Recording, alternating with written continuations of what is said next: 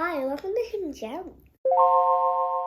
Today, our taste buds are heading back to the United Kingdom for the Universal Yums tasting adventure of the United Kingdom, which features 6 rare British goodies to discover. One of these sweets has actually been requested in the comments numerous times, so I'm very excited to try it. All right, should we get ready and start snacking? Yep. Okay, along with tasting the snacks, we will be going over a little history of each snack, and what's nice is in the Universal Yum packet, they actually go through the history for us, so I don't even need to look it up. First up, we are going to be trying Taylor's Pickled Onion Potato Crisps.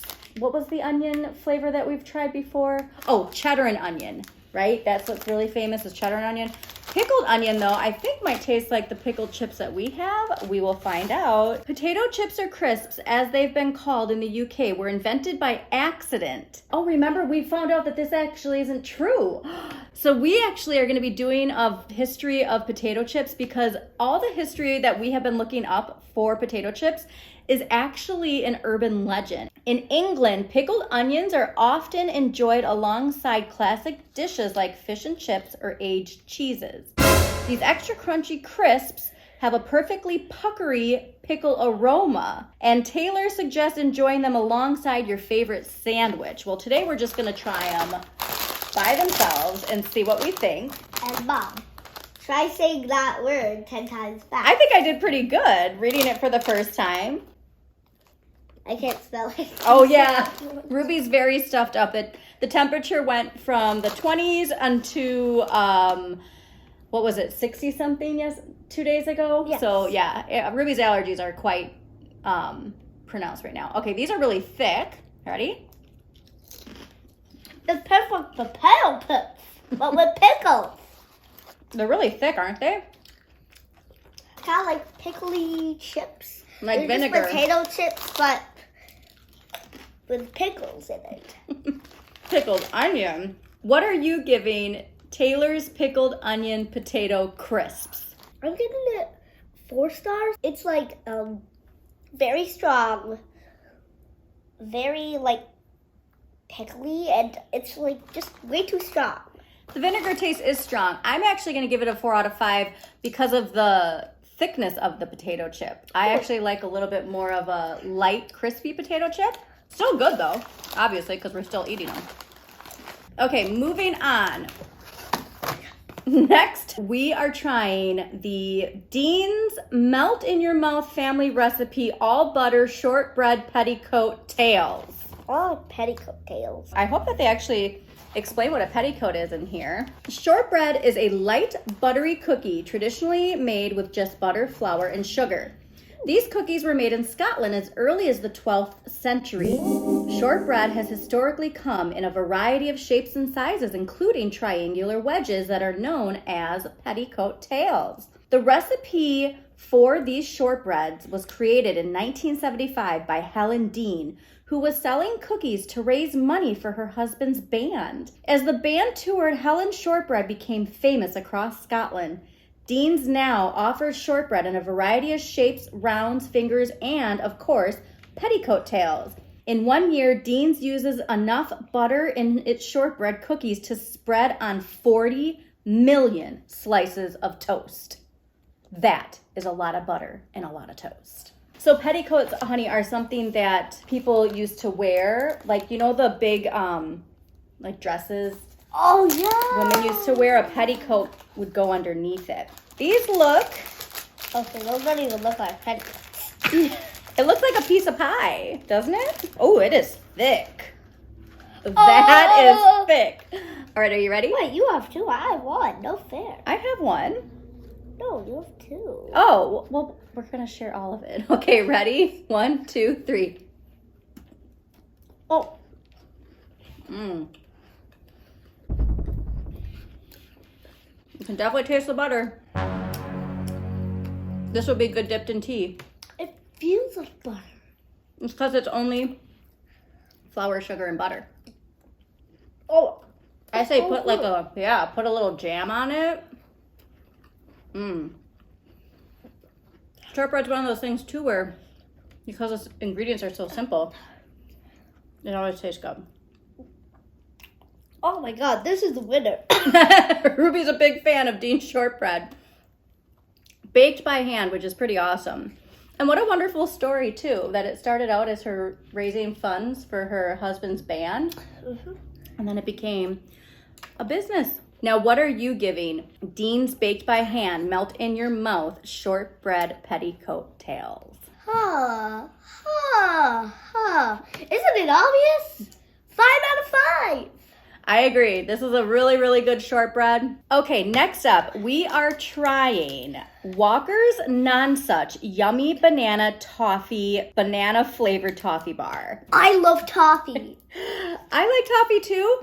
We have had Walker's snacks before. They have been delicious. I've had banana flavored toffee, and it's delicious. Okay, I just noticed on here it says whack, then unwrap and enjoy. So we're supposed to smack it first. Can I smack it? I love Okay, smacking but no, I know, stuff. but hold on. Take it like this and do it, okay? Okay. But do it on the hard part.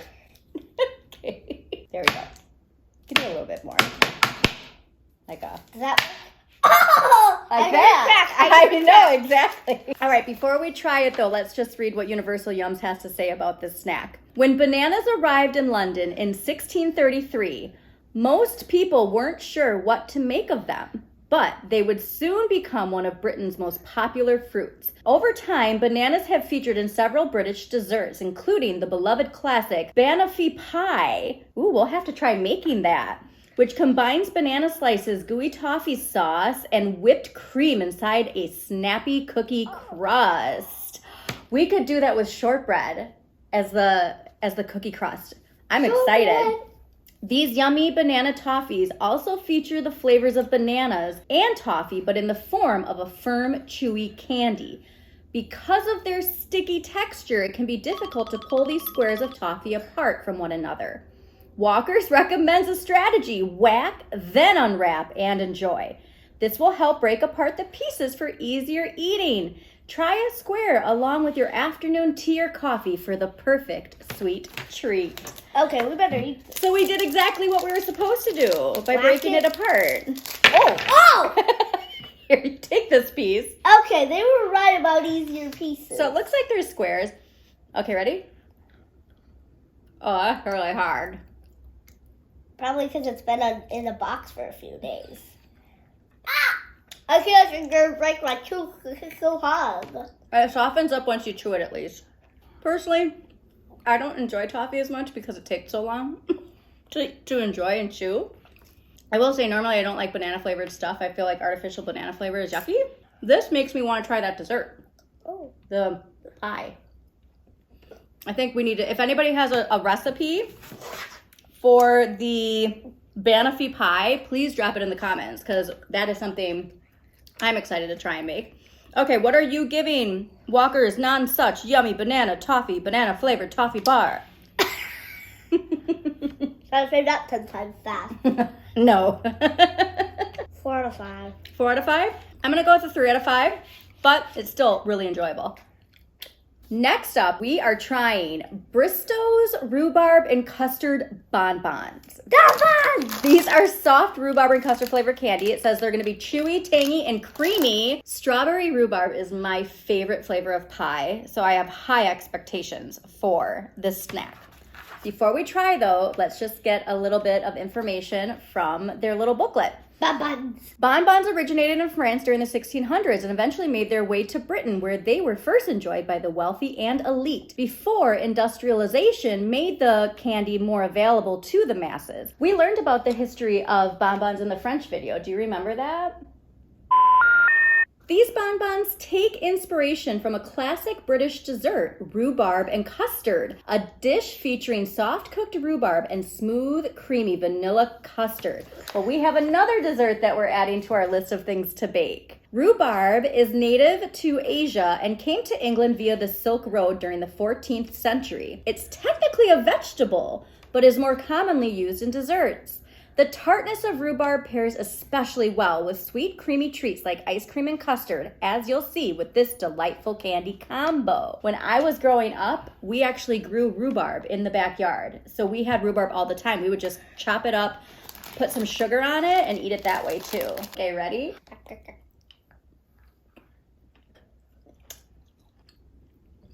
Ooh, that's tart. It's been so long since I've had rhubarb by itself, but the flavor is coming back to me. Very tart. What are you giving Bristol's of Devon, rhubarb, and custard flavored bonbons? 5 out of 5. I kind of like tartness, but not too much tartness, so this is perfect for me. The texture is really, really good. And I'm so excited to try another dessert. We're going to be marking down those. If you also have a recipe for that rhubarb dessert, drop it in the comments. It's stuck in my tongue.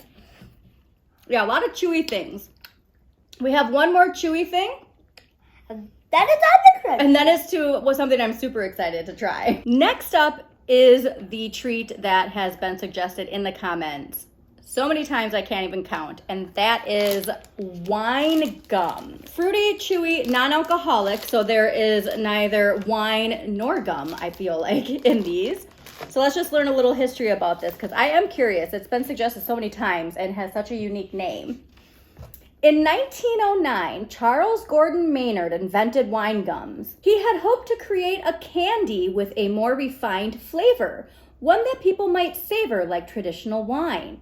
Since wine gums don't contain any real wine, they were originally marketed as an alternative to alcohol, a less sweet, sophisticated candy specifically for grown-ups. You know what's interesting is because Iron Brew was also invented, do you remember, for the iron workers? And the replacement for beer. And also, there's an Iron Brew treat coming up. Wine gums now come in a variety of fruit flavors, with the darker flavored candies more closely mimicking the flavor of red wine. Firm, chewy, and boldly flavored, these candies are aligned with Maynard's original vision, and especially popular among adults. But what kid can say no to a gummy? Children in the UK love them too. And I have a feeling that children in the US are going to love them too. So let's find out if we do. All right, you pick which flavor you going with. I'll pick the same. What do you got? Green? Let me find a green. Gin. It's like it's a chartreuse, I feel like. What? Rioja. Why does it say Rioja on it? Mine says gin. Gin. Gin. Why do they say random names? Well, gin is a liquor. Ugh. All right, let's try it. Ready? 1, 2, 3.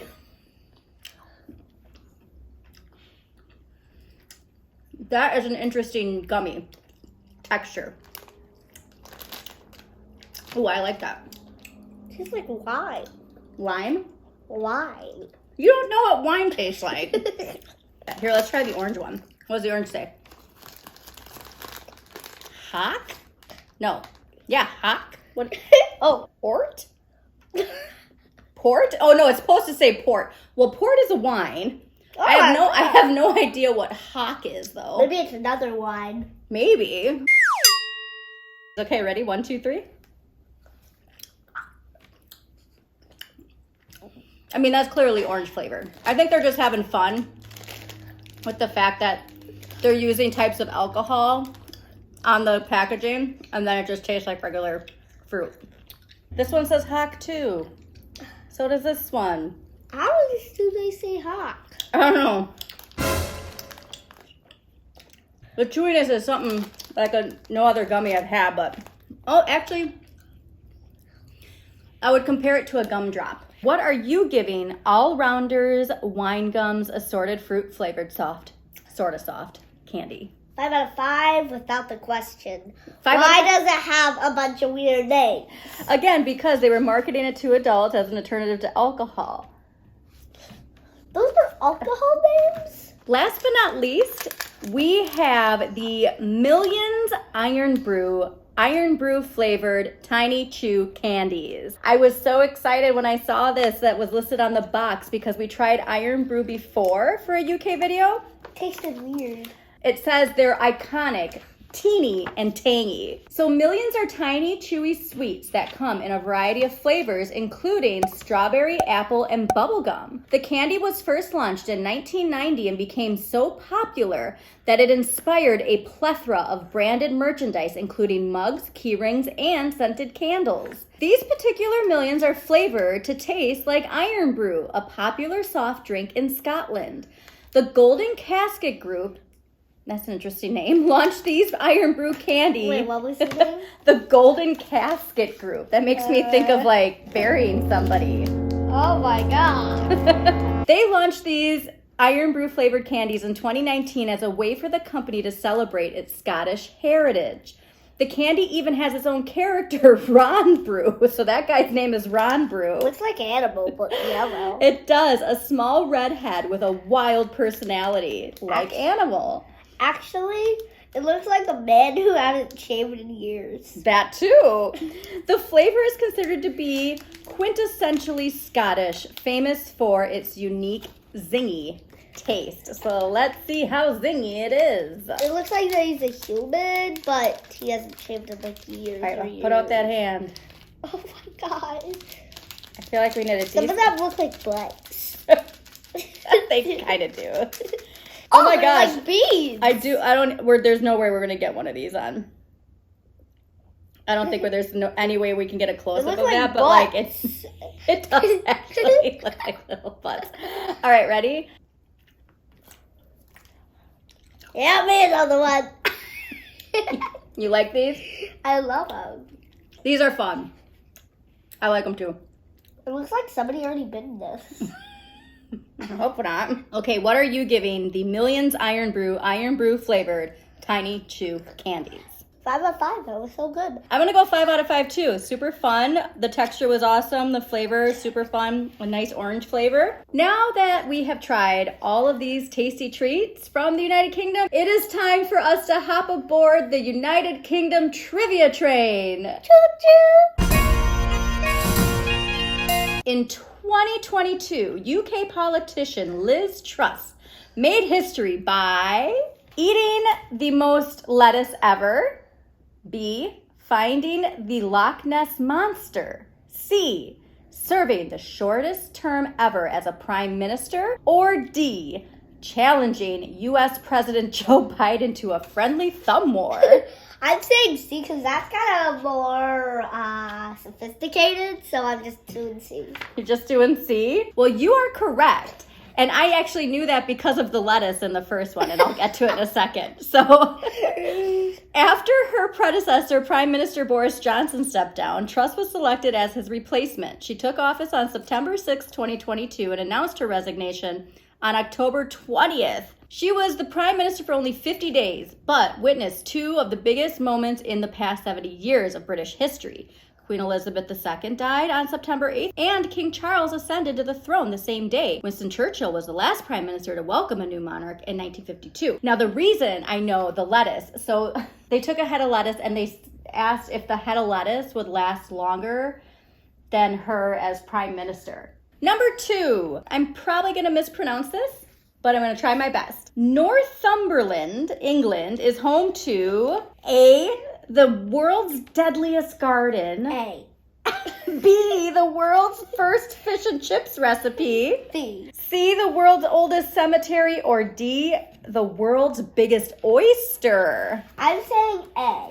You are correct! When a local duke planted the Alnwick Garden in 1750, he likely never imagined it'd be transformed into something lethal. But in 2005, Duchess Jane Percy added the deadliest plant she could find, from nightshade to hemlock, and opened it to visitors who can't taste, touch, or even smell the plants. Yikes! I've actually heard of that garden before. Number 3. Which of the following is the name of a real UK town? A, Dull, Scotland. B, oh my gosh, I cannot pronounce. Just wait till I show you how this is spelled. Lanfair, Wales. C, Boggy Bottom, England. Ew. Or D, Moneymore, Northern Ireland. Ireland.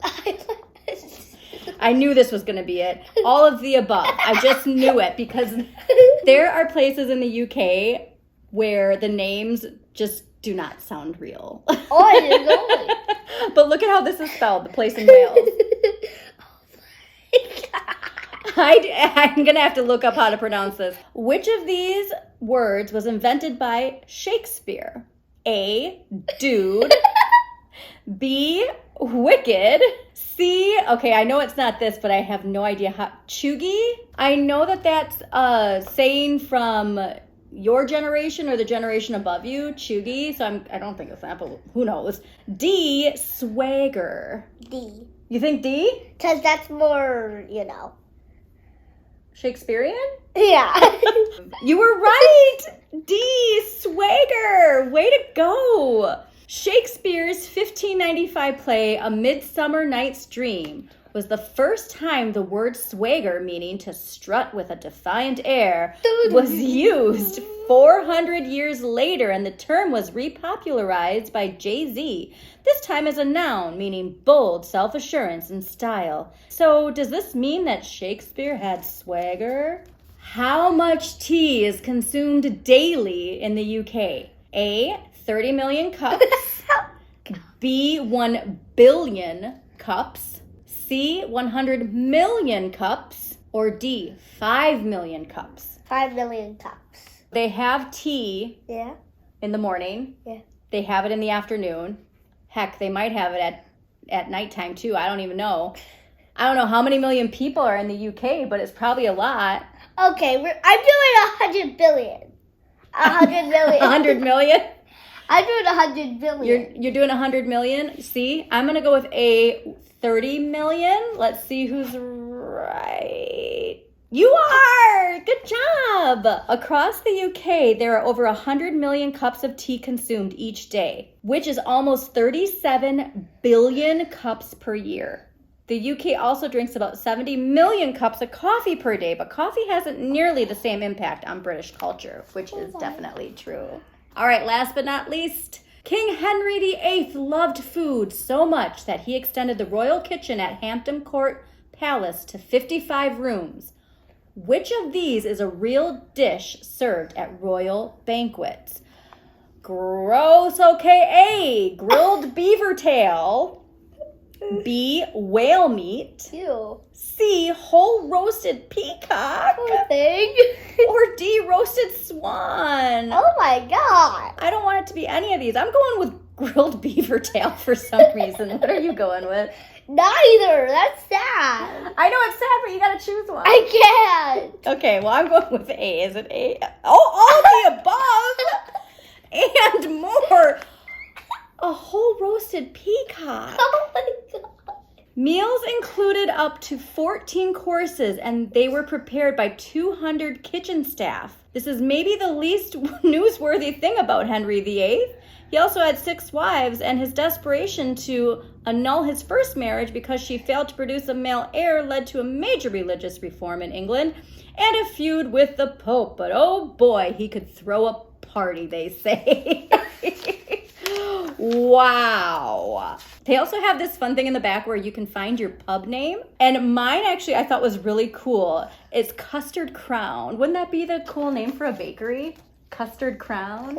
I see. Yeah, yours R.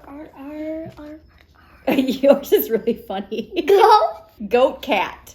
Go cat. That would be the name of your pub. And last but not least, they have a way to talk about British foods for people in the United States with the United Kingdom word and the US word. So a banger, for instance, is a sausage. Crisps are chips. Kurgat is zucchini. Biscuit cookie, we know that one. Mashed potatoes. Cup of tea. Rocket arugula. That one was new to me. I actually learned that recently because I'm like, what is rocket? It's arugula. Buddy. Sandwich with buttered bread roll. That sounds delicious. Buddy? Actually, what is called buddy? Buddy. Oh my god. Cuppa, which is a cup of tea. So if you want a cup of tea, you ask for a cuppa. Cup of tea. Cheese toasty is a grilled cheese. Pudding is any dessert in general. This I found fascinating, and actually, Yorkshire pudding. yeah, well, look at though. All desserts are pudding, but not all pudding are desserts. Isn't that interesting? Yorkshire pudding, yes, savory popover, not a dessert. We learned so much more about the United Kingdom than we knew before and tried some new yummy snacks. I am so happy that we tried this United Kingdom box. If you have suggestions for treats around the world that Ruby and I need to try, Just comment down below. thanks for tuning in. We'll see you next time. Bye. Bye.